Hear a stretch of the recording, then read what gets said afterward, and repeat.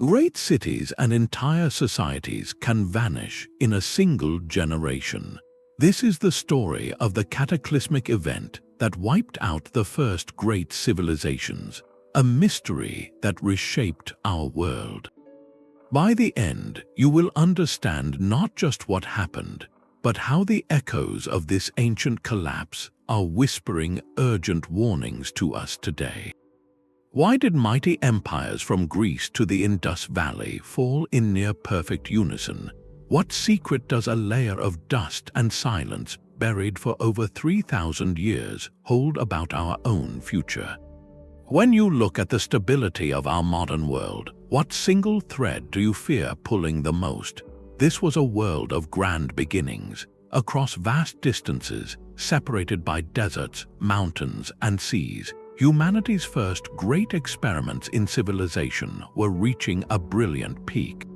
In the fertile valleys of the Indus River, cities like Harappa and Mohenjo-Daro rose with astonishing precision, their streets laid out in perfect grids, complete with sophisticated drainage systems that would not be matched for millennia. Over in Mesopotamia, the land between the Tigris and Euphrates rivers, the Sumerians were building ziggurats that scraped the sky, inventing writing to record their laws and legends. And on the sun-drenched island of Crete, the Minoans constructed labyrinthine palaces, their walls alive with vibrant frescoes of leaping dolphins and graceful athletes, a testament to a culture deeply connected to the sea and seemingly at peace. These were not isolated kingdoms. They were nodes in a vast, ancient network. Tin from Anatolia traveled to Mesopotamia to be alloyed into bronze. Lapis lazuli from distant Afghanistan found its way into Egyptian jewelry. Olive oil from the Aegean was traded for grains from the Nile. It was a proto-globalized system, fragile yet flourishing, where the prosperity of one region could ripple through to others. For centuries, this interconnected web fostered an unprecedented exchange of ideas, technologies, and goods. It was an age of innovation and relative stability, a golden chapter where humanity seemed to have mastered its environment and built societies of lasting grandeur. But this intricate and interdependent world had built its house upon a foundation it did not fully understand. The very connections that fueled its growth would soon become channels for a cascade of failure, as the stage was set for a disruption unlike anything these pioneering cultures had ever faced. Then the music stopped. Across this ancient world, the vibrant hum of civilization fell into a silence so profound it echoes through the dirt and stone of 1,000 archaeological sites. This is not a metaphor. It is a literal layer in the earth, a thin band of dust and ash that archaeologists call the collapse horizon. Picture digging down through history, layer by layer. You pass through vibrant pottery, intricate jewelry, and clay tablets covered in script. Then you hit a line. Below it, the story changes. The fine ceramics are gone, replaced by cruder, simpler wares. The grand palaces are not just empty, they are burned, their walls toppled. The written records cease entirely. It is as if a needle was lifted from a spinning record, leaving nothing but static. This horizon appears with startling synchronicity at sites from Greece to the Levant, all dated to around the year 1200 before the Common Era. As historian Eric H. Klein emphasizes, this was not a slow fading of the light. It was a switch being flipped. The great archive centers of the Hittite Empire fell silent, their cuneiform libraries abandoned. On Crete, the majestic palace of Knossos, once the heart of Minoan culture, was consumed by fire and never rebuilt in its former glory. In Anatolia, the Hittite capital of Hattusa was utterly deserted, its massive stone gates left to guard empty streets. This widespread, simultaneous silencing of complex society is our first undeniable clue. Something profound and shared swept across these interconnected kingdoms, leaving not just ruins, but a vacuum where advanced knowledge, administration, and art once thrived. The collapse horizon marks the moment the first global age ended and the long, quiet dark ages began. From that silent layer of dust, a second clue emerges from the ancient texts themselves, a clue written in fear. The horizons of the civilized world were suddenly darkened by sails. Egyptian and Hittite inscriptions speak in panicked tones of mysterious invaders they called, simply, the Sea Peoples. These were not a single nation, but confederations of raiders who appeared seemingly from nowhere, striking the coasts with terrifying force. One Egyptian relief famously declares they came fighting, quote, with fire against every land. Their identity is one of history's great puzzles. Were they displaced populations from the collapsing Mycenaean world in Greece, desperate for new homes? Were they opportunistic pirates, seeing weakness in the great empires and moving in to plunder? Or were they climate refugees, their own homelands rendered uninhabitable, pushing them into the fertile heartlands of others? Their impact, however, is clear. The mighty Hittite Empire, a superpower of the age centered in modern-day Turkey, was utterly extinguished. Its capital was abandoned, its royal correspondence ceased, and its territory was overrun. These invaders are directly implicated in its final days. Even the powerful Egyptian kingdom, under the pharaoh Ramesses III, was pushed to the brink. A monumental inscription describes a great, chaotic battle at the river mouths of the Nile Delta, where Egypt managed to repel the onslaught but was left grievously weakened. Its economy shattered and its control over distant territories lost forever. The Sea Peoples represent a terrifying domino effect in motion. They were likely both a symptom of the wider collapsed populations set adrift by failing systems, and a primary cause of its acceleration, as their violent migrations shattered the remaining pillars of order. They were the storm that finally broke the levee, but the waters had been rising for a long, long time. Yet the greatest threat to these kingdoms may not have come from the sea, but from within their own walls. Even the most magnificent palace can hollow out from the inside, its foundations weakened by the very people it was built to protect. This is our third clue, a pattern of widespread societal unrest that turned citizens against their rulers and neighbors against each other. Historians analyzing the collapse point to a dangerous cocktail of over-centralization and elite mismanagement. These civilizations had become incredibly top-heavy, their wealth and decision-making power concentrated in the hands of a tiny ruling class. When a crisis struck, whether a poor harvest or an external threat, the rigid systems could not adapt quickly enough. The administrative machinery, once a marvel of organization, began to seize up. Corruption likely festered as local governors or distant officials, feeling the strain, prioritized their own survival over the common good. For the average farmer or artisan, this meant taxes that felt crushing, food shortages that turned to famine, and a growing sense that the social contract had been broken. A loss of faith in rulers is a powerful solvent for societal glue. When people believe their leaders have failed them or are hoarding resources while others struggle, the result is not just discontent, but often open rebellion. The legends passed down from this era are filled with these themes of internal strife. The epic story of the Trojan War, for instance, is not just about a beautiful queen and a wooden horse. At its core, it is a tale of rival kingdoms within the Greek world exhausting themselves in a prolonged, devastating conflict. The archaeological record of Mycenaean Greece supports this narrative of internal fracture.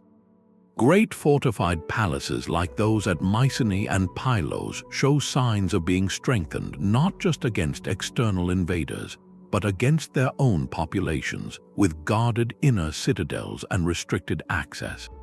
It suggests a ruling class increasingly barricading itself away from a resentful populace. This internal weakening created a fatal vulnerability. A society divided by inequality and mistrust is a brittle one. When the final external pressures arrived, whether in the form of raiders or drought, these civilizations did not stand as united fronts. They shattered from the inside out, their people already questioning whether the old order was worth defending at all. But the most formidable enemy these civilizations faced may have been invisible, a shift in the very weather that had nurtured them for generations. The sky itself seemed to turn against humanity. To understand this, we must turn to the quiet science of paleoclimatology, the study of ancient climates. Researchers like Brandon Drake examine natural archives, the rings of ancient trees and the layers of ice in distant glaciers. These are not just frozen water or old wood, they are time capsules of the atmosphere, and the story they tell for the period around 1200 before the Common Era is alarming. They reveal a prolonged, severe climatic downturn often called the 3.2 Kiloyear event, a phase of pronounced cooling and, most critically, devastating drought that gripped the eastern Mediterranean and beyond for decades. Think of a single failed harvest as a hardship a society can endure, but picture a relentless decade, then another, where the rains simply do not come. The rivers that fed Mesopotamia's fields shrink, the winter storms that watered the hills of Greece fail, the monsoon patterns that sustained the Indus Valley grow erratic and weak. In an age utterly dependent on rainfall and river flooding for survival, this was not an inconvenience, it was an existential threat. The result was a cascade of agricultural collapse. Grain stores dwindled and then vanished. Famine, that great leveler of empires, began to stalk the land. When the food runs out, people have no choice but to move. We begin to see the origins of those feared sea peoples not as a mysterious horde, but as desperate climate refugees, entire communities displaced by hunger, pushing into the lands of their neighbors in a struggle for survival. This environmental pressure placed an unbearable strain on the complex, resource-intensive systems of palace and temple. A king could command an army, but he could not command the rain. The most poignant example might be the once great cities of the Indus Valley, like Harappa and Mohenjo-Daro. These meticulously planned metropolises did not fall to a dramatic invasion. Instead, the archaeological record suggests a slow, agonizing strangulation. As the rivers shifted and the rains failed, the agricultural base that supported hundreds of thousands of people crumbled. The cities were not destroyed, they were simply abandoned. Their residents gradually dispersed, migrating to smaller, more sustainable settlements, leaving their grand urban experiment to be reclaimed by the dust. This clue from the climate forces us to see the collapse not merely as a political or military event, but as an ecological one. The foundations of these first civilizations, laid in fertile river valleys during a period of climatic benevolence, proved terrifyingly fragile when that benevolence came to an end. But perhaps the most telling clue is not in what fell, but in how tightly everything was connected. Think of a long, intricate line of dominoes, each piece carefully balanced against the next. A single tremor at one end can send a wave of collapse rippling down the entire chain. This is the essence of our fifth clue, the perilous interconnectedness of the Bronze Age world. Historians now refer to this as the Bronze Age world system, a vast and surprisingly sophisticated network of trade and diplomacy that linked empires from the Aegean Sea to the Indus Valley. This network was their greatest achievement, the engine of their wealth and cultural exchange. It was also their greatest vulnerability. The prosperity of Mycenaean Greece depended on copper from Cyprus. The workshops of Mesopotamia required tin from distant Anatolia or even farther afield. Egyptian pharaohs prized Lebanese cedar for their monumental constructions. This interdependence meant that a society was never truly standing alone. It was leaning on the shoulders of its neighbors. A severe drought in one region did not just cause local famine, it disrupted the agricultural surplus that was traded for essential metals. Political unrest in another kingdom did not just topple a local dynasty, It severed a critical supply line for an entire continent. The system was so tightly woven that a pull on one thread could begin unraveling the whole tapestry. Consider the collapse of the tin and copper trade. Bronze, the alloy that gave the era its name, was the cornerstone of advanced technology, used for everything from plows that fed populations to the swords that defended them. Tin, the rarer component, traveled enormous distances along established routes.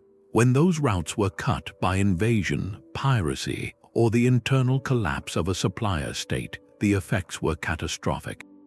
Armies could not be re-equipped, farmers' tools could not be replaced. The very material basis of their economy and defense began to vanish. A poignant example of this network failure is the ancient city of Ugarit, located on the coast of modern-day Syria. Ugarit was not a massive empire, but it was a critical linchpin, a bustling cosmopolitan port, an administrative center that facilitated trade between the great powers. Its final days are captured in a series of desperate clay letters found in its ruins. One message, sent to the king of Cyprus, pleads for help, stating that enemy ships have been sighted and the city is in grave danger. But perhaps the most heartbreaking is a letter found still in the oven, baked but never sent.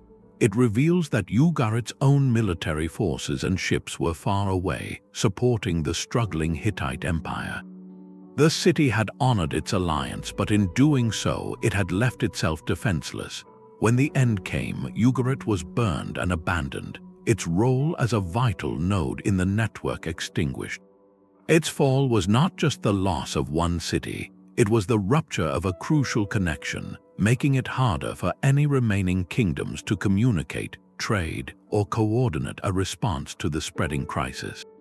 This interconnectedness turned a series of local disasters into a global phenomenon. The dominoes did not fall one by chance, they were set up that way. This is where the pieces of the puzzle lock together into a chilling portrait of systemic failure. No single disaster, not even the drought or the invaders, could have toppled so many mighty kingdoms on its own.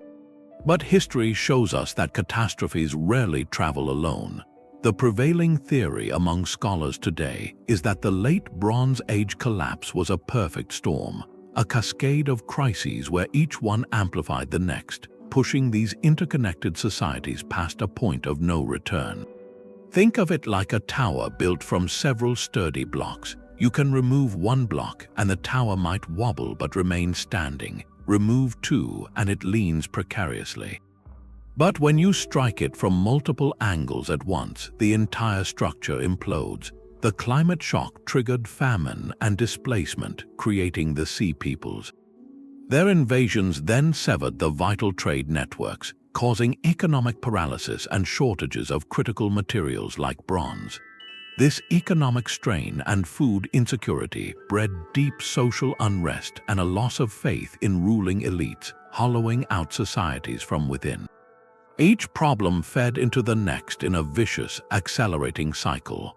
This holistic view moves us beyond blaming a single villain. Instead, it reveals a profound vulnerability inherent in complex systems. Researchers use the framework of complex systems collapse to explain this. A civilization is not just a collection of cities and people. It is a dynamic, interdependent web of agriculture, trade, governance, and belief. For generations, this web was resilient, able to absorb shocks like a flexible net. But as it grew more centralized and interconnected, it also grew more rigid and efficient, losing its ability to adapt. When too many stress points were hit simultaneously, the entire network reached a tipping point. The system did not fail gradually, it failed catastrophically because its components were so reliant on one another that the failure of one caused the others to buckle. The first great civilizations were not defeated by a lone enemy. They were ultimately overwhelmed by a confluence of challenges, environmental, economic, military, and social, that together formed a tempest their intricate world was not designed to weather. Their story becomes a powerful lesson in interdependence. reminding us that the very connections that make a society strong can also become the channels for its unraveling. On the sun-drenched island of Crete, the Minoans built a civilization that seemed to defy the harshness of the age. Their great palace at Knossos was a marvel of light and grace, a sprawling complex with airy courtyards, brightly colored frescoes of leaping dolphins and elegant courtiers, and an ingenious plumbing system that brought fresh water in and carried waste away. Unlike the fortified, warlike citadels of their contemporaries, Minoan settlements were often unwalled, their art devoid of the glorified battle scenes common elsewhere. They were a maritime power, their prosperity flowing from trade across the Mediterranean, a culture that appeared both advanced and remarkably peaceful. Yet, centuries before the wider collapse swept the region, the light of Minoan civilization began to dim, leaving behind one of archaeology's most captivating mysteries. Their story serves as a powerful prelude, a localized catastrophe that hints at the vulnerabilities the entire region would later face. The central suspect in this ancient mystery is a force of raw geological power. Around the year 1600 before the Common Era, the volcanic island of Thera, just 70 miles north of Crete, exploded in one of the largest eruptions in human history. The scale is almost incomprehensible. Scientists estimate it was many times more powerful than the eruption of Krakatoa in the 19th century. The cataclysm would have been witnessed as a terrifying spectacle from Crete, a plume of ash darkening the sky, followed by deafening sonic booms. But the immediate physical aftermath was far worse. The collapse of the volcanic cone into the sea would have triggered tsunamis of staggering height, walls of water racing across the open sea to crash upon the northern shores of Crete. These waves would have scoured coastal settlements, obliterating the Minoan fleet, the very source of their wealth and security, and flooding fertile coastal plains with salt water, ruining agriculture for years. The volcanic ash itself falling across the island would have blanketed fields, choked livestock, and contaminated water sources. In a single, terrible sequence, the Minoans may have faced the ruin of their navy, their farms, and their ports. Yet the volcano alone may not tell the full story. While the eruption at Thera was undoubtedly a devastating blow, archaeological evidence suggests Minoan society did not simply vanish in its immediate aftermath. The palace at Knossos shows signs of being repaired and rebuilt, a testament to the culture's resilience. The final end came later, around 1400 before the Common Era, and it bears the marks of a different kind of violence. The Grand Palace was ultimately consumed by a great fire. Around this time, a new cultural influence appears on Crete, one characterized by fortified structures, different styles of pottery, and the use of a new script, Linear B, which we now know was an early form of Greek used by the Mycenaeans. This points toward a second theory, that in a weakened state from the volcanic disaster and its lingering economic effects, the Minoans could no longer defend their remaining wealth. Their sophisticated but unwalled centers became tempting targets for the rising, militaristic Mycenaean Greeks from the mainland. What began with a natural cataclysm may have ended with conquest, as a wounded civilization was absorbed by a more aggressive neighbor. The tale of the Minoans is a microcosm of the collapse to come. It showcases how a single, shattering event, whether a volcanic winter or a prolonged drought, can cripple even the most advanced and peaceful society, stripping away its economic foundations and military readiness. More subtly, it reveals how such a blow can create a power vacuum, inviting external intervention from those better positioned to survive the new, harsher reality. The Minoans did not experience the full cascade of trade collapse and systemic failure that would later engulf the entire region, but their fate illustrated the principle perfectly. A society, no matter how brilliant, is intimately tied to its environment and its neighbors. When that environment turns hostile, or when those neighbors see an opportunity, the delicate balance can be lost forever. Their mysterious decline stands as an early warning, a single domino falling quietly long before the rest of the line began to tremble. Far to the east, another great experiment in urban living reached its end not with a bang but with a whisper. The Indus Valley civilization, also known as the Harappan culture, represents perhaps the most enigmatic and peaceful disappearance of them all. Its great twin cities, Harappa and Mohenjo-Daro, were marvels of foresight and communal planning. Walking their streets over 4,000 years ago, you would have seen a level of order that feels startlingly modern. The roads were laid out in near-perfect grids, with main avenues running north-south and east-west, intersecting to form precise city blocks. Homes, often 2 stories tall, were built with standardized baked bricks and connected to a city-wide drainage system that was arguably the most advanced in the ancient world. Each house had a bathing area, and wastewater was channeled through covered drains running beneath the streets, leading to sumps outside the residential areas. This was a society that invested deeply in public hygiene and civic infrastructure, a testament to a powerful, centralized authority and a remarkable social cohesion. Yet, when archaeologists first uncovered these sites, they were struck by an eerie absence. There were no grand palaces or temples towering over the populace, no colossal statues of conquering kings. The wealth seemed more evenly distributed, the architecture focused on practicality and community well-being, and most tellingly, there is a profound lack of evidence for a violent, dramatic end. The cities show no signs of being sacked by an invading army. There are no mass burial sites suggestive of conflict or epidemic, no layers of ash from great fires of destruction. The end of the Indus Valley civilization presents a mystery of a different kind, one where the lights did not shatter, they simply dimmed until they went out. This quiet vanishing points us toward a slower, more insidious force of change. The primary culprit appears not to have been human conflict, but a profound and prolonged shift in the very landscape that gave the civilization life. The lifeblood of this culture was, of course, the mighty Indus River and its tributaries, which provided the water for the intensive agriculture that fed hundreds of thousands of people. Paleoclimatology and geological studies now suggest that this river system became increasingly unstable during the period of the wider collapse. The monsoons, which brought the crucial seasonal rains, likely weakened and became less reliable due to the same global climatic changes affecting the Mediterranean. Simultaneously, the rivers themselves began to shift their courses.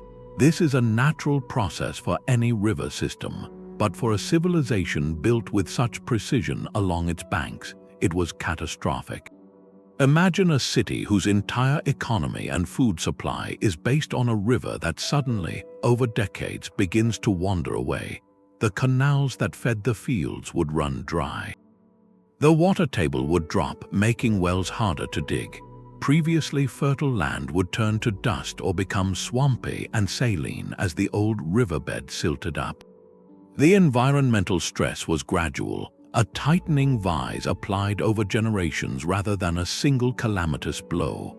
Faced with this creeping crisis, the rigid, hyper-organized urban system that was the Harappans' greatest achievement may have become their biggest liability.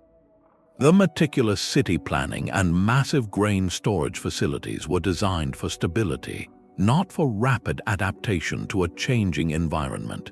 As the agricultural yields slowly declined, the complex administrative machinery needed to manage such large, dense populations would have begun to falter. Trade with distant Mesopotamia, another source of wealth and exotic goods, likely dwindled as both regions struggled with their own crises. What we see in the archaeological record is not a sudden evacuation, but a process of deurbanization. People did not die in the streets of Mohenjo-Daro. Instead, they made a rational, gradual choice to leave.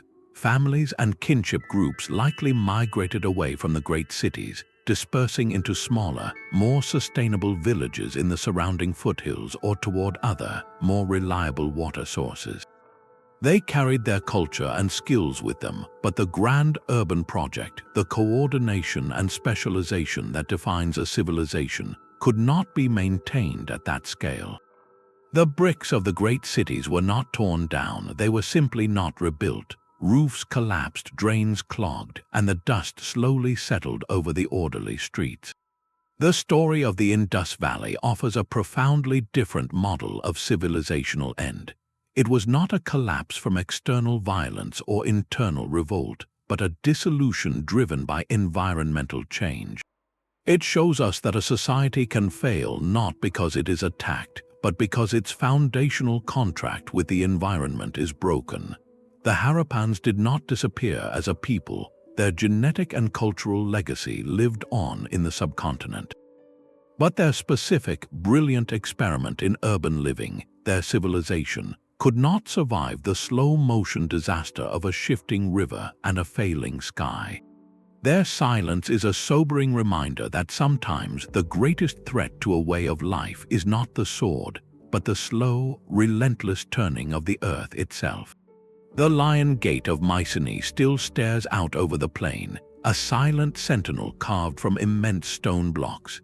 This was the heart of a warrior culture, a fortress palace whose walls were so massive later Greeks believed only mythical giants, the Cyclopes, could have built them. From here, kings like the legendary Agamemnon supposedly commanded fleets and armies, their wealth celebrated in Homer's epic tales of gold and glory. Yet around the year 1200 before the Common Era, this bastion of power met a violent and fiery end. The archaeological record here is stark and unambiguous. At Mycenae and at other great palace centers like Pylos and Turin's, excavators find a consistent, grim signature, a thick layer of ash and burned debris sealing the final chapter of their grandeur. These were not orderly abandonments, these were citadels put to the torch. The immediate question is a classic one of ancient whodunit, who lit the match? For a long time, the prime suspects were external invaders. Greek tradition spoke of the coming of the Dorians, a wave of Greek-speaking people from the north who supposedly swept down and overthrew the Mycenaean kingdoms.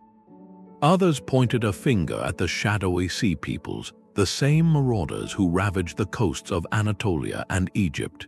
An attack from the outside seemed to fit the evidence of violent destruction.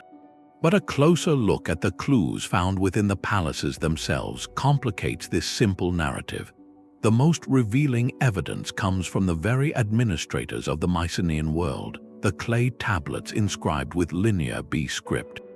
These were not literary works, they were bureaucratic inventories, the filing system of a highly centralized palace economy. They record in meticulous detail the incoming taxes of olive oil, wool, and grain, the allocations of bronze to smiths, and the rations given to workers. In the final years before the collapse, these tablets tell a story of mounting strain. They show the palace bureaucracy becoming increasingly frantic, monitoring shrinking resource stocks and struggling to manage distributions. There are signs of food shortages and a preoccupation with military preparedness, suggesting a kingdom tightening its belt and bracing for conflict. This points powerfully toward internal pressures. A society under severe economic stress where the central authority is struggling to feed and supply its people is a society ripe for unrest. Could the fire that consumed the palaces have started from within? It is possible that the very people the palaces were built to control, the farmers, the artisans, the lower-ranking warriors, rose up against an elite that could no longer guarantee their security or sustenance. The massive fortifications, once a symbol of strength, might have become a prison for rulers increasingly isolated from a resentful populace. Alternatively, the destruction could be the result of internal warfare between rival Mycenaean kingdoms, a civil war among the Greek elites themselves, fighting over dwindling resources in a world where the old trade networks were disintegrating. The truth likely lies in a devastating combination. The Mycenaean world was likely weakened from the inside by economic failure and social fragmentation, making it vulnerable to a final, decisive blow from the outside. Whether that blow came from northern tribes, seaborne raiders, or a combination of both, the result was the same. The palaces burned, the Linear B scribes put down their style for the last time, and Greece plunged into a centuries-long period where writing vanished and life retreated to small, isolated villages. The fall of the Mycenaean Citadels stands as a potent case study in the collapse. It demonstrates that the mightiest walls cannot protect a society whose internal foundations are already cracking under the weight of scarcity and lost legitimacy. While drought was a slow, creeping pressure, the ancient world also knew moments of sudden, violent transformation. Geological evidence reveals this was an era of profound tectonic unrest, where the very ground beneath these civilizations became unstable. Beyond the long-term climate shifts, a series of catastrophic natural disasters likely delivered sharp, devastating blows to an already strained system. The most famous of these is the colossal eruption of the Thar volcano, but it was almost certainly not alone. Seismic activity along the many fault lines of the eastern Mediterranean appears to have increased during this turbulent period. Imagine the terror of a powerful earthquake striking a densely packed city built of stone and mud brick. Walls designed for grandeur, not for tremors, would have crumbled. Granaries storing precious food reserves could collapse. Critical infrastructure like aqueducts, roads, and harbor facilities would be shattered in minutes. Such events did more than physical damage. They struck at the psychological core of these societies. In a world where kings and priests claimed a divine mandate to maintain cosmic order, a sudden, inexplicable event that leveled a temple or a palace would have been interpreted as a sign of heavenly displeasure. The authority of rulers, already challenged by famine and invasion, could be fatally undermined if the gods themselves seemed to be unleashing their wrath. This collapse of confidence was perhaps as dangerous as the collapse of any wall. A vivid example of this compound disaster can be seen in the potential aftermath of the Thar eruption, which occurred a few centuries before the wider collapse but whose effects may have lingered in cultural memory. Beyond the immediate tsunamis that battered Crete, scientists suggest the eruption could have ejected vast amounts of sulfur and ash high into the atmosphere, creating a volcanic winter that disrupted growing seasons across the region for years. Crops would have failed under ash-clouded skies and unusual cold, adding another layer of agricultural stress to societies already living on the edge. When a community is recovering from such a cataclysm, its resilience to the next crisis, whether a drought or an invader, is severely diminished. These natural disasters, then, acted as acute triggers within a context of chronic stresses. A single earthquake might not topple an empire, but an earthquake that destroys a key port during a famine, while invaders are sighted offshore, and while the people are questioning their leader's favor with the gods, becomes the straw that breaks the camel's back. They were the unpredictable shocks that could push a wavering system from crisis into outright collapse, proving that the foundations of human order are always at the mercy of the restless earth. What happens when the very tools that built a world become part of its undoing? For the Bronze Age civilizations, their name reveals their greatest strength and their most critical vulnerability. Their entire technological identity was built upon an alloy, a marriage of copper and tin that produced bronze. This metal was the silicon of its day, the essential material for progress. From the plowshares that broke the earth to feed millions, to the swords and armor that defended kingdoms, to the fine chisels that carved history into stone, bronze was the backbone of their complex society. But this backbone had a fragile point. While copper deposits were relatively widespread, tin was exceedingly rare. The tin needed to make bronze often traveled thousands of miles along those intricate trade networks, from distant mines in places like Cornwall in modern-day England, across the Mediterranean, to the workshops of the great empires. This system worked beautifully until it didn't. As the collapse unfolded, those trade routes were the first things to fray and then snap. Pirates infested the sea lanes, overland caravan routes became too dangerous, and partner kingdoms that once supplied materials fell into chaos themselves. The result was a technological paralysis. Imagine a master blacksmith, his forge cold, unable to repair a farmer's broken plow because the crucial ingredient for bronze has simply vanished from the market. Picture an army, its weapons damaged in battle, with no way to re-equip its soldiers for the next conflict. The civilization's ability to maintain itself, to defend itself, and to feed itself was literally melting away, and there was no ready substitute. This was a profound innovation failure. For centuries, the system had worked so well that it discouraged the search for alternatives. Why experiment with difficult, inferior iron when elegant, reliable bronze was available through trade? The entire technological mindset had stagnated around this one perfect material. When the supply chains broke, the knowledge and infrastructure to pivot quickly did not exist. The collapse in its terrifying totality forced that pivot. In the ashes of the great palaces, in the smaller, poorer communities that survived, necessity became the mother of invention once more. The technology of ironworking, known but long considered impractical for widespread use, began its slow ascent. Iron ore was far more common than tin. It could be found almost anywhere. The process was more difficult, requiring higher temperatures and greater skill to produce a serviceable metal, but it was a decentralized solution. A village could potentially source and smelt its own iron without relying on a king's long-distance merchants. Thus, the cataclysm that ended the Bronze Age painfully cleared the way for the Iron Age. It was a brutal, transformative bottleneck.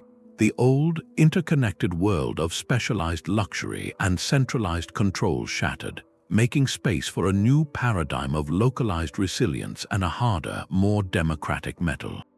The collapse did not just destroy a political order, it broke a technological monopoly, forcing humanity to innovate its way out of the darkness with tools forged from a more stubborn and accessible ore. When the world you know is ending, what happens to the gods you built it with? The collapse was not merely a material disaster, it was a spiritual and psychological cataclysm. For centuries, the great pantheons had been woven into the fabric of power. The king ruled because the gods willed it. The harvest came because the proper rituals were performed. The entire cosmic order seemed to hinge on this partnership between the palace and the temple. But when the rains failed for a generation, when invaders sacked the holiest of cities, and when the king in his fortified citadel could not put food on the table, that sacred contract was irrevocably broken. The old gods and the human intermediaries who spoke for them had demonstrably failed. This loss of faith was perhaps the most profound casualty of the age, a silent collapse within the collapse that reshaped the human imagination for centuries to come. We can see this rupture clearly in the archaeological record. Across the Mycenaean world, the intricate Linear B script, used exclusively by palace bureaucrats to track commodities and offerings, vanished completely. It was not just a technology lost, it was an entire administrative and religious language silenced. The prayers inscribed on those clay tablets, the meticulous records of gifts to Poseidon or Potnia, the very names of the deities, all of it was forgotten. The pantheons that had presided over the age of palaces were largely swept away, their myths fading into the vague background of later legends. This was a true dark age, where the light of written tradition was extinguished, and with it, the specific theological frameworks that had justified and sustained the old order. In the void left by these fallen gods and failed kings, humanity was forced to rebuild its understanding of the divine and the social order from the ground up. Out of this prolonged period of chaos, migration, and hardship, new seeds of belief were planted. The simpler, more fragmented societies of the early Iron Age could no longer sustain the vast, state-sponsored temple complexes of the past. Religious experience became more personal, more portable, and often more introspective. It is in this tumultuous context that scholars see the potential roots of some early biblical narratives.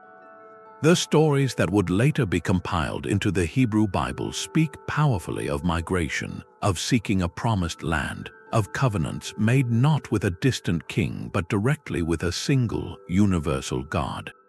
These themes resonate deeply with the experience of the late second millennium. The figure of Abraham, called to journey from the great urban center of Ur into a new land, mirrors the displacements of countless groups during the collapse. The Exodus story of a people escaping oppression and wandering in the wilderness echoes the experiences of those displaced sea peoples or climate refugees searching for a home. These were not histories written at the time, but powerful cultural memories forged in the crucible of collapse, stories that gave meaning to hardship and offered a new kind of hope, one based on moral law and a direct collective relationship with the divine, rather than the capricious favor of a pantheon tied to a specific king or city.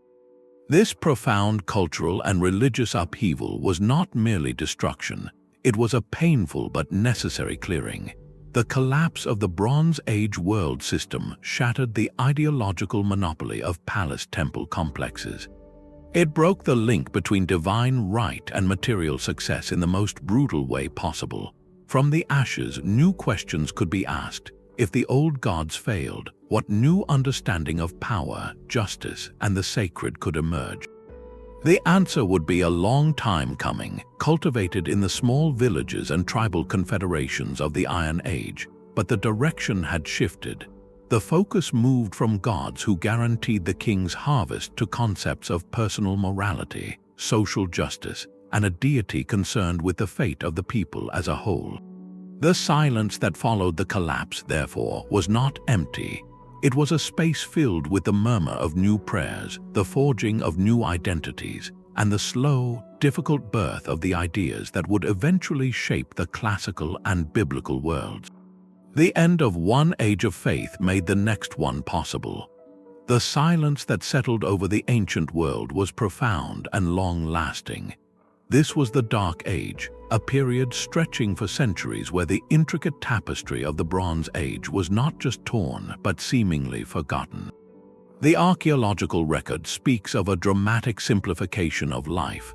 Populations plummeted not from a single event, but from the cumulative toll of famine, displacement, and the breakdown of the systems that had supported dense urban living. Grand palaces and sprawling cities were left as skeletal ruins, their stones quarried by later generations who had no memory of the builders. Most telling of all, the skill of writing vanished from the Greek mainland and Anatolia. Linear B, the script of the Mycenaean bureaucrats, was completely lost. For over 400 years, no one in these regions would record a single word, a single transaction, or a single royal decree. The material culture became simpler, cruder. The fine, painted pottery of the Mycenaeans gave way to plain, geometric designs. The bronze gave way to more readily available iron. It was a world that had returned, in many ways, to a local scale. Yet, darkness is not the same as emptiness. In the absence of central authority and written records, other forces kept the embers of the past glowing. This was the age of the bard and the storyteller. Around flickering fires in small village centers, the great deeds and tragedies of the lost age were kept alive through song and oral tradition. The tales of mighty Achilles, the cunning Odysseus, the golden wealth of Mycenae, and the great war against Troy, these were not invented in the bright light of later classical Greece. They were the cultural heirlooms of the Dark Age, passed down from generation to generation, changing and evolving with each telling, but preserving a core memory of a time of heroes, colossal walls, and far-reaching ships. This oral tradition was a fragile yet resilient thread connecting the new world to the old. It ensured that the collapse was not a complete erasure, but a transformation of memory into myth, providing a foundational past for the peoples who would one day rise again. To call this period a time of stagnation, however, is a profound misunderstanding. What looked like a decline from the height of palace civilization was, in another light, a necessary period of localization and incubation. With the great networks gone, people were forced to rely on themselves and their immediate neighbors. Life re-centered on the small community, the family farm, and the local chieftain. This fragmentation, while isolating, had a creative side. Without a powerful central authority dictating styles and practices, regional cultures began to develop in their own unique directions. The one-size-fits-all model of the palace economy was broken. In different valleys and on different islands, communities experimented with new forms of social organization, new artistic styles, and new approaches to governance. The old, rigid hierarchies had proven catastrophically fragile. In their absence, there was space to slowly, tentatively, build something different. This long, quiet period was not a death. It was a deep and necessary reset, a time when humanity, having experienced the dizzying heights and devastating failures of its first global experiment, gathered its strength on a smaller, more human scale. The seeds of the classical world, the independent city-state, the citizen militia, the new alphabets borrowed from Phoenician traders, were all quietly germinating in this dark soil. The collapse had cleared the field, and after a long winter, new and hardier shoots were preparing to break through. The allure of a single, spectacular answer is powerful. In the face of a mystery as vast as the collapse of the Bronze Age world, it is tempting to reach for explanations that match its epic scale. What if a lost continent, like the legendary Atlantis described by Plato, sank beneath the waves and disrupted global trade? Could advanced visitors from beyond our world have withdrawn their support, causing these dependent civilizations to crumble? These narratives capture the imagination because they offer a clear villain, a dramatic event, and a sense of cosmic drama. They transform a confusing historical tragedy into a compelling story. It is important to engage with these ideas respectfully because they stem from a genuine human desire to make sense of profound loss. However, when we place them alongside the physical evidence, they begin to unravel not because they are not fascinating, but because they are not necessary. The principle known as Occam's razor guides scientific and historical inquiry. It suggests that among competing explanations, the one requiring the fewest new assumptions is usually correct. The alien or lost continent theories require us to believe in entirely new categories of beings or geological events for which we have no credible, verifiable evidence. In contrast, the perfect storm hypothesis, the convergence of drought, famine, invasion, and systemic failure, requires no such leaps. Its components are all tragically familiar from human history. We have direct evidence for climate shifts in tree rings and ice cores. We have the burned palaces and the cessation of written records. We have the Egyptian inscriptions describing the sea peoples. Each piece of this explanation is grounded in something we can observe, measure, and understand through the lens of human and environmental behavior. Furthermore, the myth of Atlantis itself, when examined closely, fits remarkably well into this framework of memory. Plato wrote about Atlantis centuries after the Bronze Age collapse, likely using a tale passed down through generations. Scholars have long noted that his description of a sophisticated maritime power that vanishes in a single day and night of catastrophe bears a striking resemblance to the Minoan civilization on Thera. The volcanic eruption that devastated that island with its tsunamis and ash clouds could easily have been remembered and magnified over 1,000 years into the story of a continent sinking beneath the sea. The myth, then, is not a record of a fictional event, but a poetic echo of a very real disaster that was already fading into legend. This does not make the story less meaningful, it makes it more human. It shows how our ancestors grappled with the trauma of collapse, transforming a complex, multi-generational tragedy into a singular, memorable parable. Choosing the simpler, evidence-based explanation over the sensational one does not diminish the mystery of the collapse. In many ways, it deepens it. The realization that these first great civilizations fell not to a god or an alien, but to a cascade of ordinary, understandable crises, makes their story more urgent, not less. It means their world was not so different from our own. They, too, faced climate stress, economic interdependence, and social inequality. Their collapse becomes a case study in systemic risk, a lesson written not in myth, but in dust and silence. By setting aside the extraterrestrial and the fantastical, we are left with a profoundly human story of resilience and fragility, one that holds up a mirror to our own interconnected and vulnerable global age. The story of the collapse is not locked in the distant past. It hums with a startling, urgent relevance. The intricate web of trade that linked the Bronze Age kingdoms has a direct parallel in our own hyper-globalized world. We, too, rely on just-in-time supply chains that stretch across oceans, a digital nervous system connecting financial markets in seconds, and a stable climate that supports our global agriculture. This very interconnectedness, our greatest source of efficiency and wealth, also creates what experts call systemic risk, a vulnerability where a shock in one area can cascade through the entire network. Consider a modern example far removed from ancient palaces. In 2021, a single container ship, the Ever Given, became lodged in the Suez Canal. This one blockage in one narrow waterway disrupted nearly 12% of global trade for a week, causing delays and shortages thousands of miles away. It was a tiny, non-malignant event that highlighted our profound dependence on fragile choke points. Not unlike the ancient tin trade routes, our financial systems are similarly interwoven.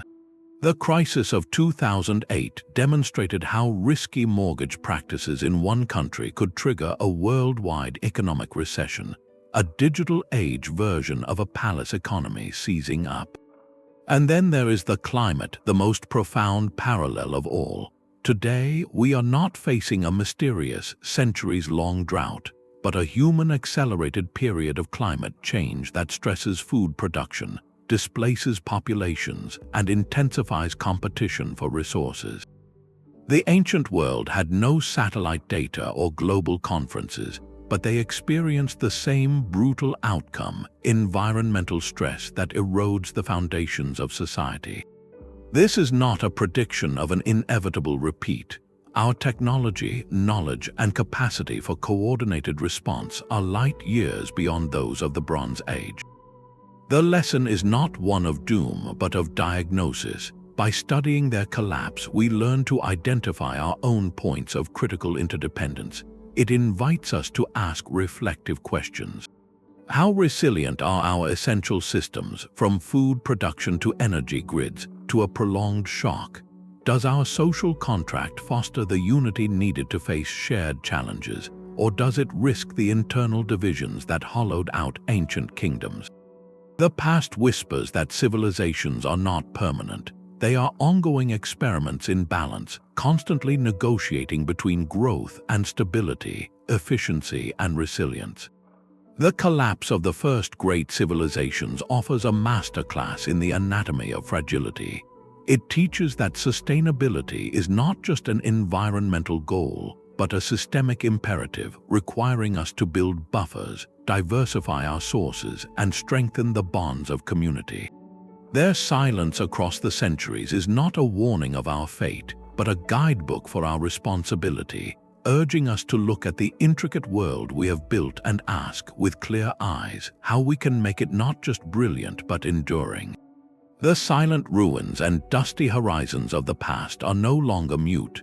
Today, they speak through the language of data, their stories translated by a suite of remarkable scientific tools that have transformed historical mystery into a field of precise, collaborative investigation. This shift from speculation to science is powered by technologies that allow us to see the invisible and measure the intangible. From the skies above, LiDAR mapping acts like a vast, penetrating scanner.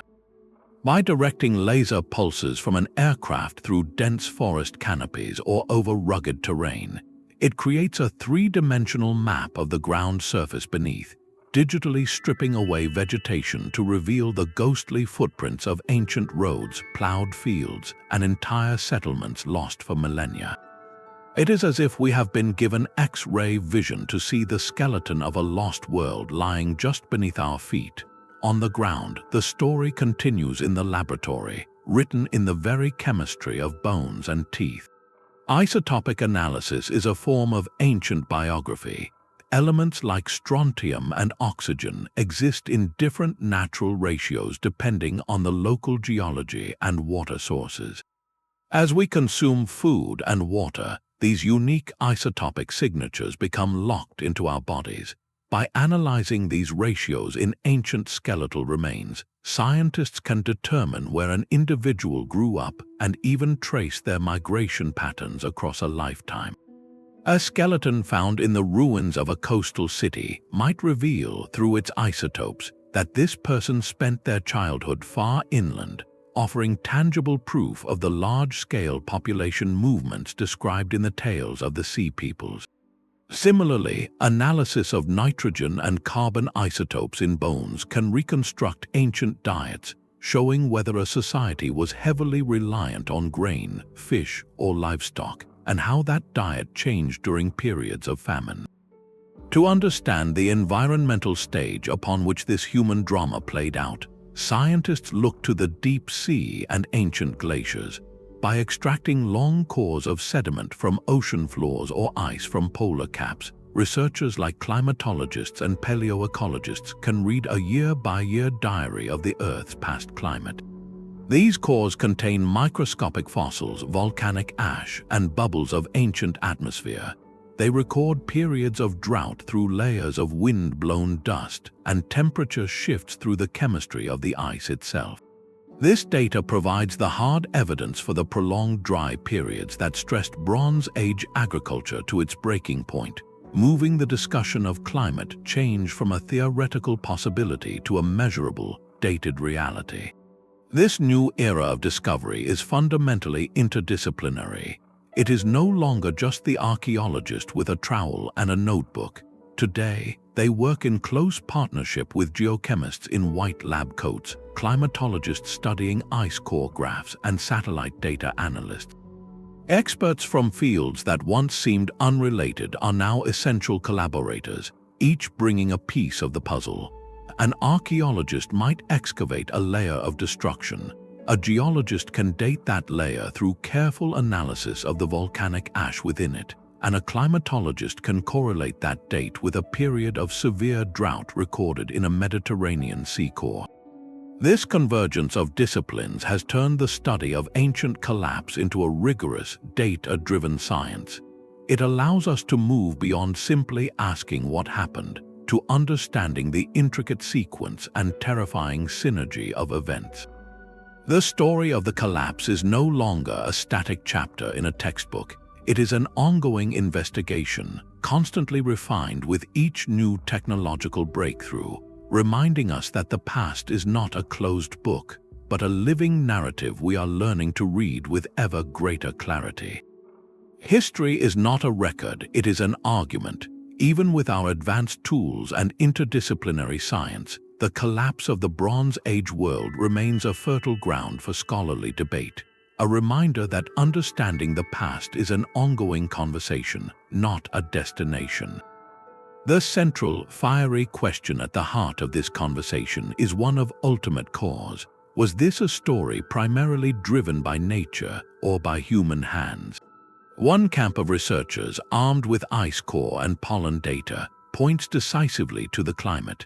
They argue that the prolonged, severe drought was the indispensable, overwhelming factor, the non-negotiable precondition that made everything else possible. In this view, the drought was the earthquake that shattered the foundation. The famine and migrations were simply the collapsing rubble, and the human conflicts were a tragic but secondary scramble over the ruins. Without that environmental stress, they contend, the intricate system might have weathered other shocks. The opposing camp places greater weight on human agency and social fragility.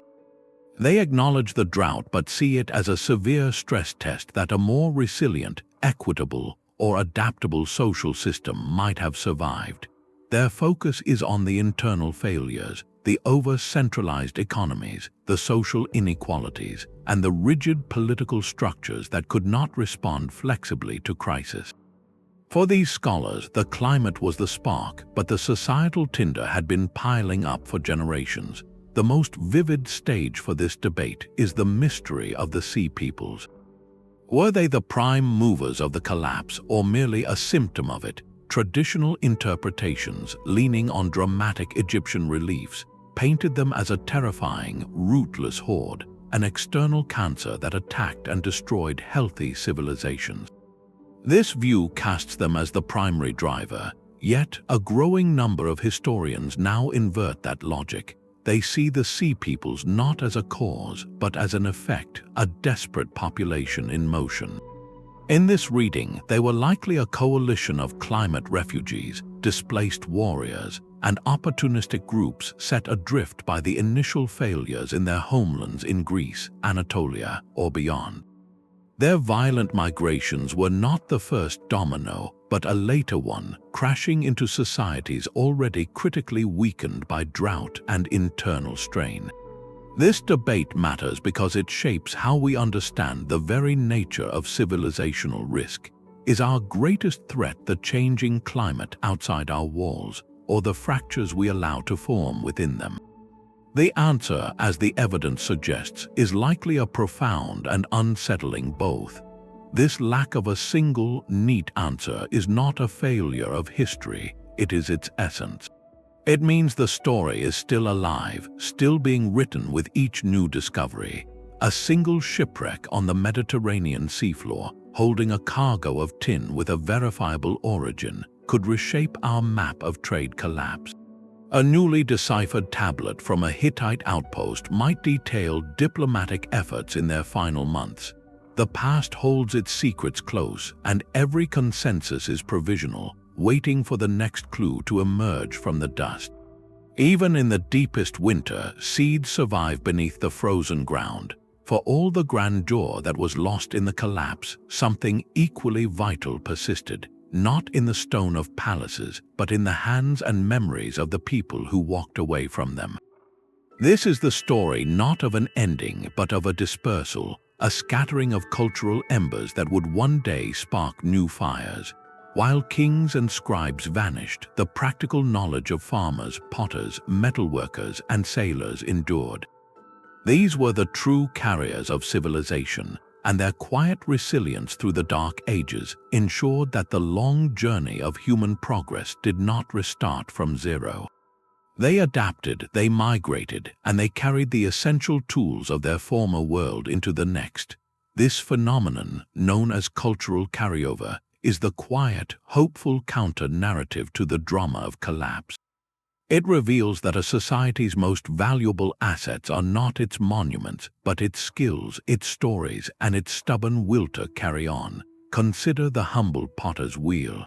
This technology did not disappear when the Mycenaean palaces burned. A village potter, perhaps displaced from a crumbling city, would have taken that fundamental skill with them.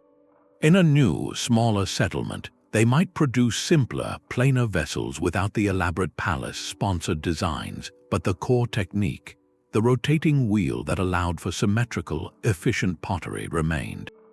The same is true for metallurgy. The secret of working iron, once a niche skill, slowly spread precisely because the bronze supply chain had failed. This wasn't a loss of knowledge, it was a painful but necessary diversification. The intricate myths of gods and heroes, once formalized in court poetry, transformed into the oral epics sung by traveling bards. These stories became more fluid, shaped by generations of retelling, but they preserved the cultural memory of a lost age of giants and gold, providing a foundational past for new communities. Artistic motifs like the spiral or the figure of a goddess migrated with people, appearing centuries later in different forms and places, a silent testament to a shared heritage that outlived any single kingdom. No group exemplifies this rise from the ashes better than the Phoenicians. Their coastal city-states like Byblos, Sidon, and Tyre were not untouched by the chaos. They faced the same pressures, the same raids, the same climatic hardships. But where the great inland empires crumbled under their own weight, the Phoenicians possessed a different kind of resilience, born from flexibility and a profound connection to the sea. In the power vacuum left by the collapse of the Hittites and the weakening of Egypt, they found their moment. They became the new master traders of the Mediterranean, not by building vast territorial empires, but by establishing a far-flung network of trading posts and colonies. Their greatest contribution was arguably an adaptation born from practical necessity, the alphabet. Earlier writing systems like Mesopotamian cuneiform or Egyptian hieroglyphs were complex, requiring years of training for a specialized scribble class. The Phoenicians streamlined this, developing a simple set of 22 characters that represented consonant sounds. This was not writing for recording royal decrees or temple inventories. It was a tool for commerce, for labeling cargo and recording contracts. It was portable, efficient, and learnable. This brilliant innovation was a direct product of the post-collapse world, a tool for a decentralized mercantile age.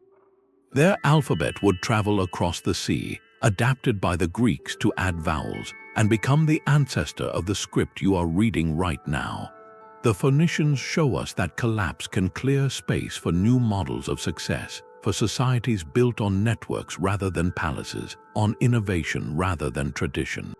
This enduring human capacity for recovery reframes the entire concept of collapse.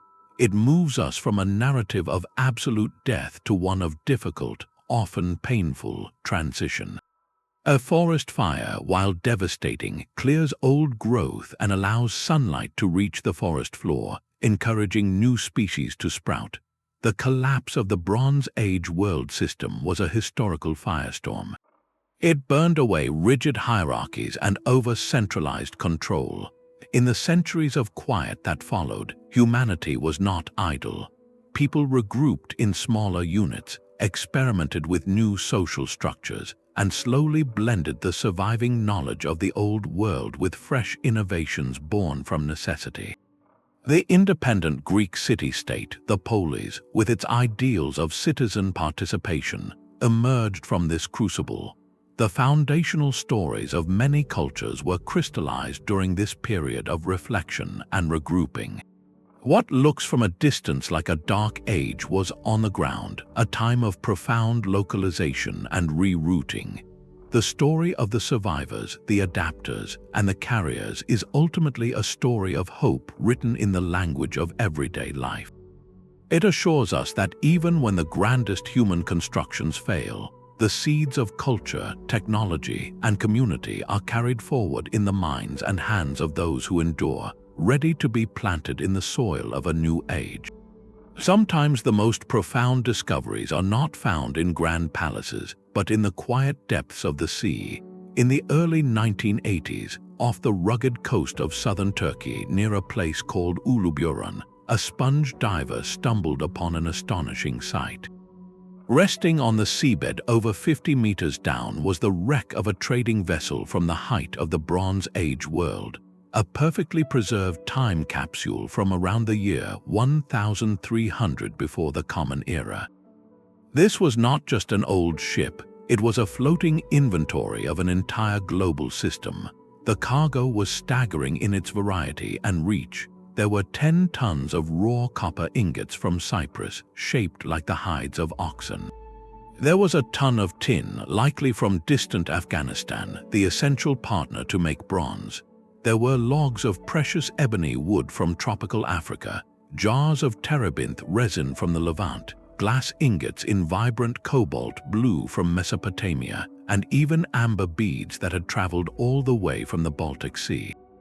Here, in one sunken hold, was the physical proof of that intricate interdependence we have discussed. This ship was a single thread in the vast web, carrying the lifeblood of kingdoms.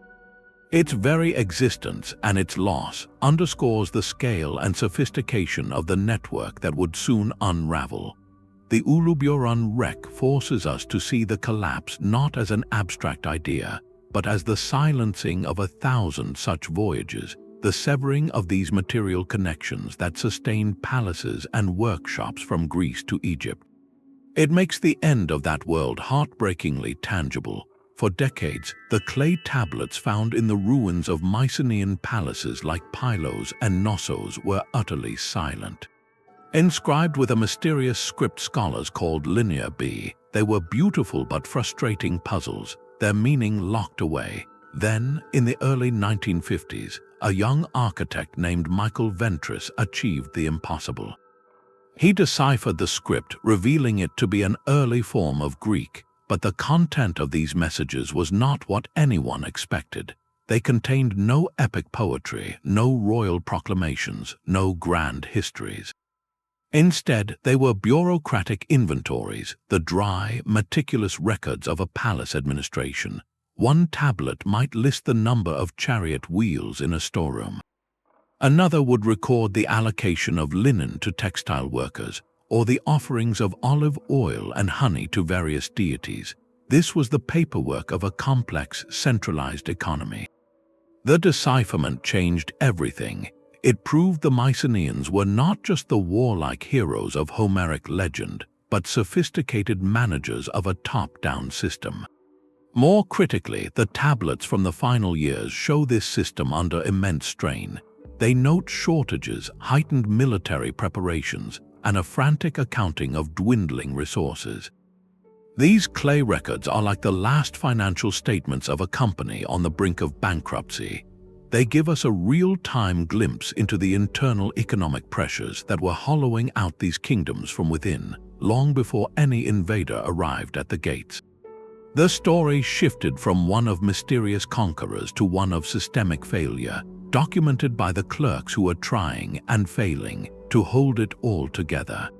Perhaps the most hopeful revision to the narrative comes from a mound in southeastern Turkey known as Tel Teyinat.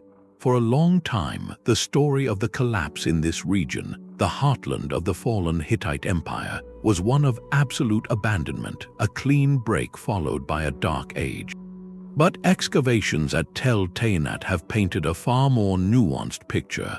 Archaeologists discovered that after the great capital of Hattusa was abandoned, a new and powerful kingdom arose on this very site. This kingdom, called Patina by its neighbors, was not built by foreign invaders. Its material culture, its architecture, and its practices showed a direct continuity with the Hittite past. The people here were likely descendants of the former empire, regrouped and resilient. They even continued using a version of the Luwian hieroglyphic script, a cultural thread that was never completely cut. Tel Teyinat reveals that the so-called Dark Age was not uniformly dark. In some places, the light of complex society was not extinguished. It was carried to new hearths and carefully tended. This discovery challenges the idea of a universal and total wipeout. It shows us collapse as a reorganization, a fragmentation where cultures persisted, adapted, and found new ways to govern themselves in the shadow of fallen giants. History is not a single story of rise and fall, but a mosaic of countless local experiences, some of endings and others of stubborn new beginnings. Each excavation, from a shipwreck to an archive to a forgotten citadel, holds the power to rewrite what we thought we knew, ensuring the past remains a living, breathing conversation. A king in his palace receives a series of clay tablets. One reports a poor harvest in the northern provinces. Another warns of strange ships sighted off the coast. A third details a shortage of tin for the bronze smiths. Each is a problem a capable ruler could manage in isolation. But when they arrive in a relentless cascade, the very framework of leadership is tested to its breaking point. This was the ultimate challenge for the rulers at the end of the Bronze Age. How do you govern when every pillar of your society is shaking at once? Their response, or often their inability to respond effectively, offers a profound lesson in the role of leadership during systemic collapse. At the heart of many of these failing states was a vulnerability modern scholars call a rigidity trap. These civilizations had become marvels of centralized efficiency. Power, decision-making, and resource distribution were concentrated in the palace. This system worked beautifully in times of stability, allowing for grand projects and coordinated trade. But it created a single point of failure. All information had to flow up to the center, and all commands had to flow back down. In a slow-moving crisis, this bureaucracy could become paralyzed. A local governor, seeing a river dry up, might have to wait weeks for instructions from a distant capital on how to reallocate grain stores. By the time the order arrived, the community might have already dispersed. The system was too complex and too slow to adapt to rapid, simultaneous shocks. We can contrast this with the kind of flexible, decentralized problem-solving that crises often demand. Imagine a coastal village facing those mysterious sea peoples. A rigid response would wait for the king's army, which might be months away. A flexible response would see the local elders, fishermen, and farmers organizing their own defense, using their knowledge of the nearby coves and inlets to set ambushes or evacuate to the hills. This local adaptation is agile, but it fragments the central authority. The palace loses control, and the unified kingdom begins to splinter into smaller, self-reliant pieces. This is precisely what the archaeological record suggests happened. The final Linear B tablets from Pylos show a palace administration micromanaging every scrap of bronze and every rower for the ships, a sign of a system tightening its grip even as the world it was built to control was slipping away. The leadership was trapped in the old model of command, unable to devolve power or trust local solutions. This invites a reflective question for any era.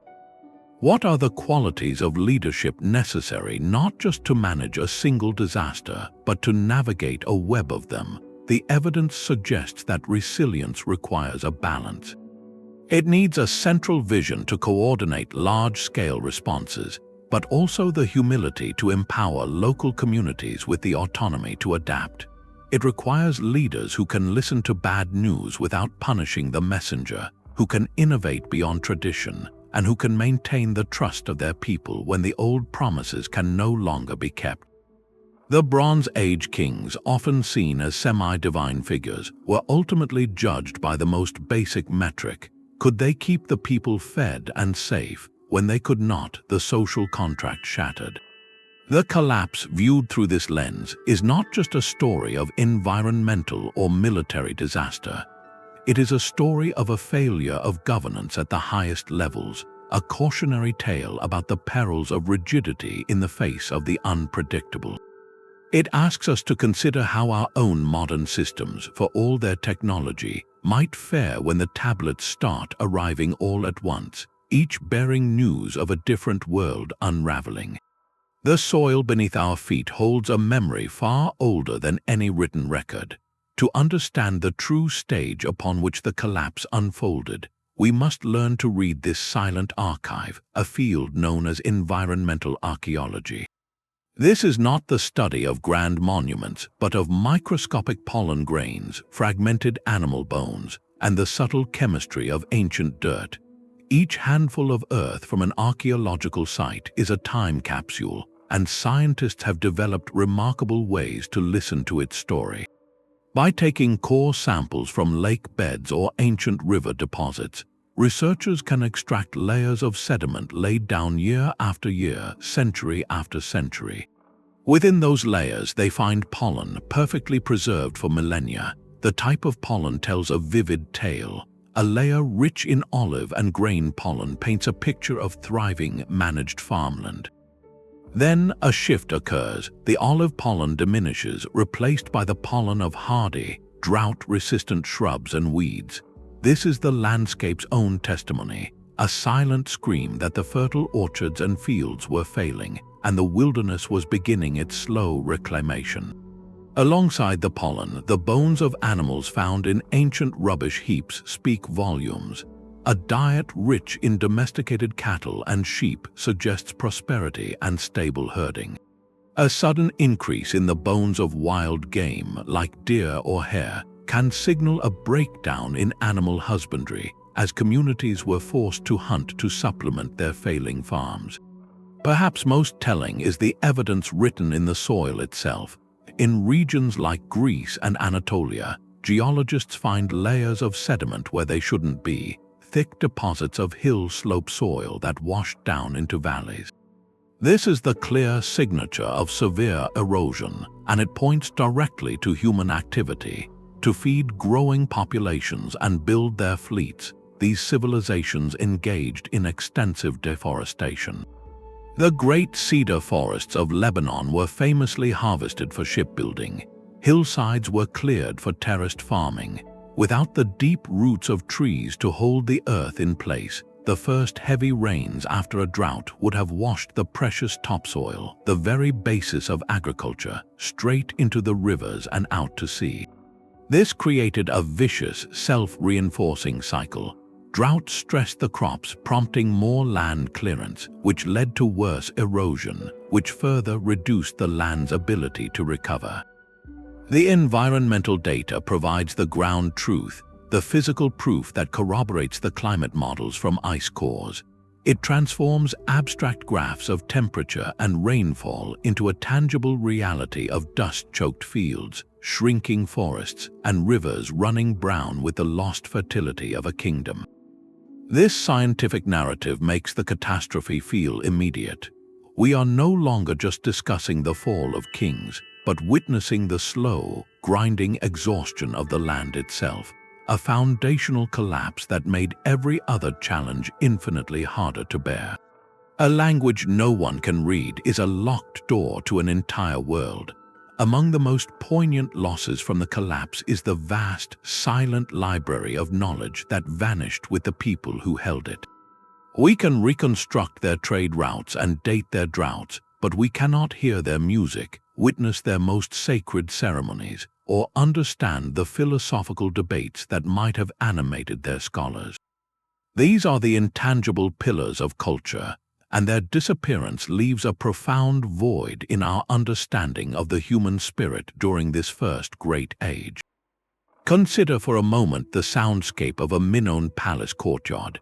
We see frescoes of lyres and dancing, but the melodies themselves, the rhythms and scales that moved their hearts, are gone forever.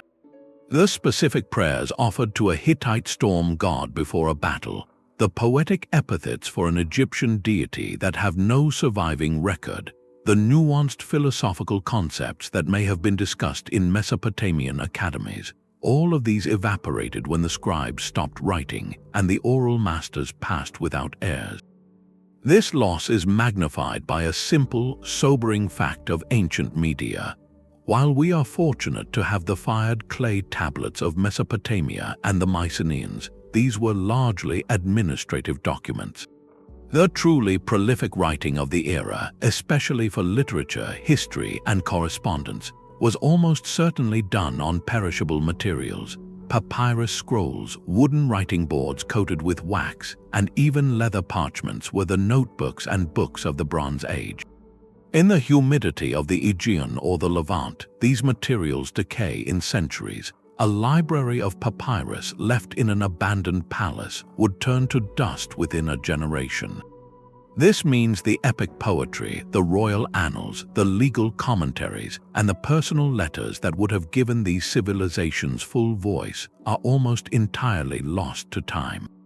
The most powerful symbol of this eternal silence is a script called Linear A, used by the Minoans of Crete centuries before the wider collapse. Its elegant symbols cover clay tablets and religious objects. We can see it, we can catalog its signs, but despite decades of effort by brilliant linguists, Linear A remains undeciphered. It is a code without a key, a language with no known relative to act as a Rosetta Stone. The tablets it graces likely record offerings, inventories, and perhaps prayers, but their meaning is locked away. Linear stands for all the mysteries we may never solve, the conversations we will never overhear, the names of gods and heroes we will never know. This acknowledgement is not a failure of archaeology, but a necessary lesson in humility. It reminds us that history is not just about what we find, but about what is forever missing. The collapse did not just topple stone walls, it severed the living thread of cultural transmission for countless traditions. In recognizing this profound silence, we gain a deeper appreciation for the fragile miracle of any knowledge that survives across the millennia, and for the vibrant, unknowable humanity of those who built the first great worlds. Perhaps our language itself limits how we see the past. The word collapse carries a weight of finality, a dramatic image of structures crashing down into silence and nothingness. It suggests an ending so complete that it feels almost like a period at the end of a sentence. But what if that punctuation is wrong? What if, instead of a period, this moment in history is better understood as a semicolon, a pause that connects two complex clauses? A growing number of historians and archaeologists are urging us to re-evaluate this very terminology. They propose alternative frameworks like transformation, resilience, or reorganization. This is not just semantic quibbling, it is a fundamental shift in perspective that changes the story from one of death to one of difficult, profound change. The evidence compels this rethink. Yes, the great urban centers and palatial states fell. The centralized bureaucracies dissolved, but the people did not vanish. The knowledge did not evaporate. Instead, it dispersed, it adapted, and it found new forms in a world that could no longer support the old grandeur. Look at the map in the centuries after the Great Unraveling. From the fragments of the Hittite Empire in Anatolia, a constellation of smaller, vibrant Neo-Hittite city-states emerged, maintaining artistic traditions and hieroglyphic writing for centuries. In the Levant, new political identities like the Arameans and the Phoenicians rose to prominence, their success built on the trade networks and cultural exchanges of the previous age, but organized in more flexible, decentralized ways. Even in Greece, the isolated villages of the Dark Age slowly coalesced into the new political unit of the polis, the independent city-state, which would become the cradle of classical thought. These were not alien cultures arriving on empty land. They were the descendants and cultural heirs of the Bronze Age world, reorganizing themselves into smaller, more resilient units. They carried forward the technologies of ironworking, the memory of seafaring, and the seeds of myth. This reframing asks us to see catastrophic events not as absolute endings, but as intense periods of stress within a much longer, slower cycle of human adaptation and renewal. It is the difference between watching a forest fire and observing an ecosystem over centuries. The fire is devastating and transformative, but from the ash, new growth eventually sprouts, often of different species, creating a forest that is both connected to and distinct from what came before. The collapse of the Bronze Age world system was that fire. It cleared away old, rigid structures that could not adapt, making space for new social and political experiments to take root. This perspective does not minimize the real suffering and loss experienced by generations caught in that turmoil. It does, however, restore a sense of human agency and continuity to the narrative. It recognizes that civilization is not a single, fragile vase that can shatter. It is more like a river that may change its course dramatically during a flood, carving new channels and abandoning old ones. But the water itself, the people and their cumulative knowledge continues to flow. By choosing to see transformation alongside collapse, we gain a more nuanced and ultimately more hopeful view of history. It becomes a story not of failure, but of relentless, creative adaptation in the face of unimaginable challenge. The echoes of such a profound rupture never truly fade, they simply change their form. In the absence of written history, the memory of the great unraveling was woven into the very fabric of story, becoming the myth and legend that would define cultures for 1,000 years. These were not mere fictions, but a profound form of historical processing, a way for shattered societies to make sense of a world that had once ended. One of the most universal threads in this tapestry is the story of the Great Flood. From the Mesopotamian epic of Gilgamesh to the biblical tale of Noah's Ark and the Greek legend of Deucalion, cultures across the region share a core narrative, a divine decision to wash the world clean with a cataclysmic deluge. Scholars have long pondered the uncanny consistency of this theme. Could these stories be distant, collective memories of real events from that turbulent age?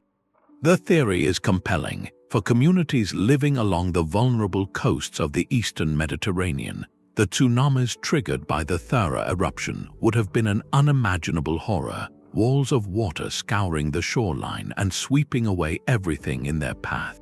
Such an event, experienced or heard of through terrified refugees, would certainly seed legends of a world drowned by divine wrath.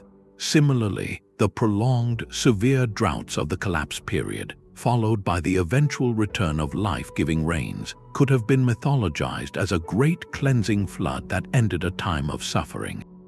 These flood myths served a deep psychological purpose, transforming a chaotic and inexplicable environmental disaster into a story with moral structure, where the disaster was a consequence of human failing and the survival of a righteous few offered a template for hope and renewal. They embedded a warning about hubris and the limits of human control into the cultural DNA of future generations. The epic of the Trojan War, immortalized by Homer centuries later, functions in a similar way. While the war itself may be a blend of many conflicts, its backdrop feels eerily familiar, a world of rival Mycenaean kings, fragile alliances, and a prolonged, exhausting siege that ultimately weakens the victors as much as it destroys the vanquished. The story resonates deeply with the archaeological evidence of internal warfare, resource competition, and the hollowing out of palace societies from within.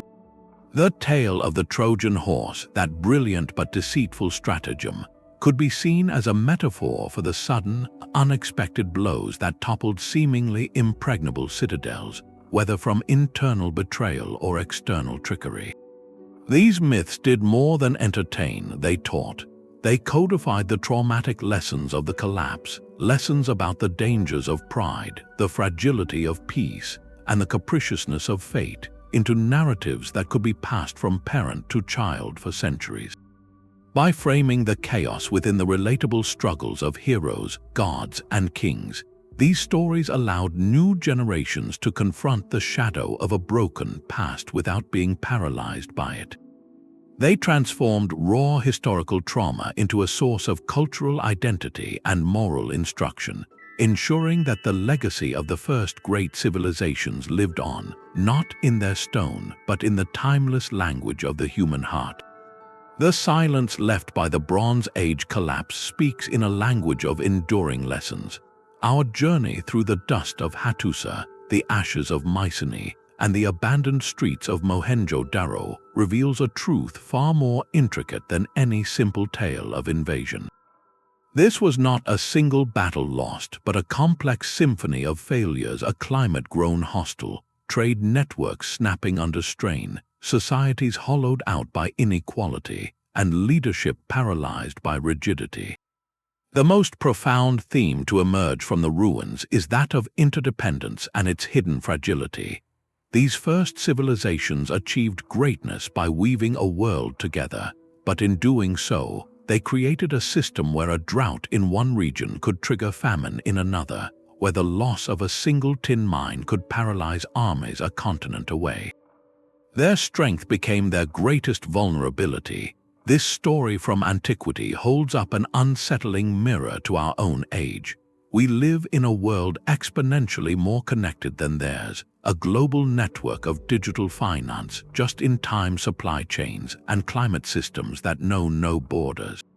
We, too, face environmental pressures, social strains, and the daunting challenge of managing complex systems. Historian Joseph Tainter offers a crucial insight that bridges the millennia. He observed that as societies grow more complex, developing more specialized roles, more layers of administration, more intricate technologies, they must invest increasing energy simply to maintain that complexity. For a time, the benefits outweigh the costs, but when a crisis hits, that towering, intricate structure can become a burden, demanding more resources to sustain itself just when those resources are most scarce. The Bronze Age world reached that tipping point. Their magnificent complexity, the very engine of their golden age, ultimately carried a cost they could no longer afford. The echoes of their experience are not predictions but profound provocations. They ask us to consider the resilience woven into our own global tapestry.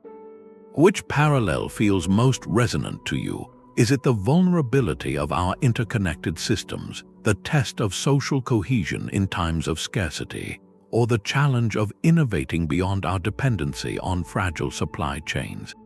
We invite you to share your perspective in the comments below. The conversation about our shared past is a vital guide for our collective future. If unraveling history's deepest mysteries illuminates your path forward, consider subscribing. We continue exploring the turning points that shaped our world, because understanding how civilizations navigate their greatest challenges remains the most essential story of all.